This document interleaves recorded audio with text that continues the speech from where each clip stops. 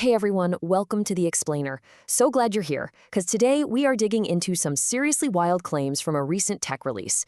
We're looking at a satirical take set in April 2026, exploring Anthropic's supposed game changer, Claude Design. The claims being thrown around? Absolutely massive. The framing? Super dramatic.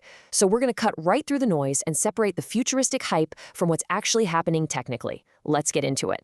All right, here's how we're going to break this whole thing down. 1, the big Claude Design announcement. 2, how UI designer roles are shifting. 3, what the Opus model can actually do. 4, the real-world demo limitations. And 5, powering the backend. Okay, starting right off with Section 1, the Claude Design announcement. 7%. Now, according to the dramatized narrative we're looking at, that is exactly how much Figma's stock tanked in just a few hours after Claude Design was announced. I mean, they present it as this immediate massive shockwave hitting the established design world. And it doesn't stop there. The source paints this hilarious yet kind of terrifying picture of Adobe executives literally throwing their hands up in a panic, while AI design startups just hemorrhage their funding overnight. It really captures that intense knee-jerk industry reaction to a tool that supposedly takes your half-baked ideas and pumps out production-ready UIs, completely bypassing traditional design software. Like, you don't even open Figma. Which leads us perfectly into Section 2, shifting UI designer roles. So, the source makes this incredibly striking, maybe even a bit unsettling, claim about the workforce. They say that every junior UI designer basically woke up and had to, quote, update their job title to prompt engineer. No way around it. It's a super fascinating parallel, right? Because as they point out, this mirrors the exact same pivot programmers had to make back in 2023. It really highlights this fundamental shift in the daily grind, where pushing pixels manually is just getting swallowed up by simply telling an AI what to do. All right, Section 3, Opus model capabilities.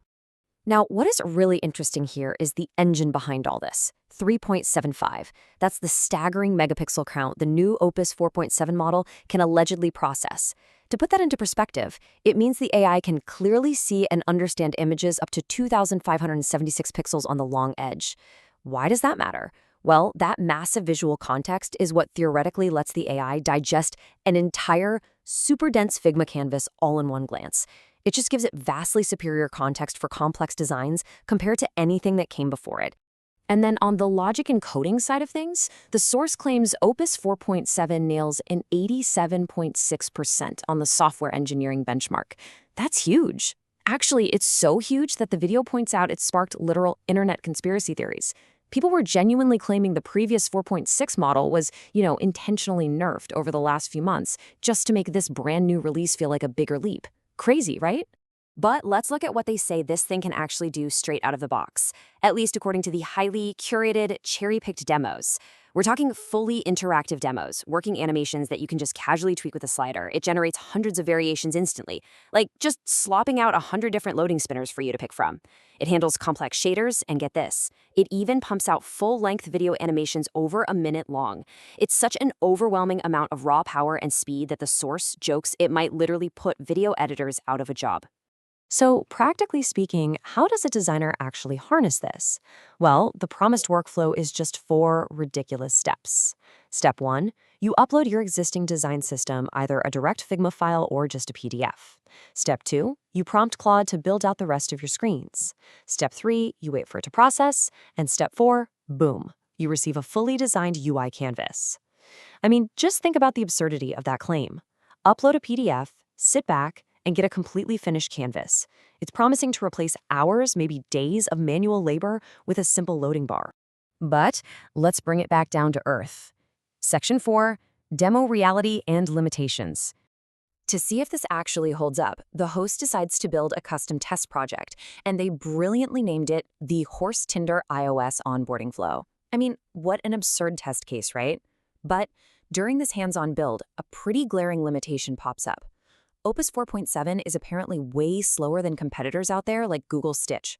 Although, to be fair, the host does admit it's still about 1,000 times faster than a human doing it manually.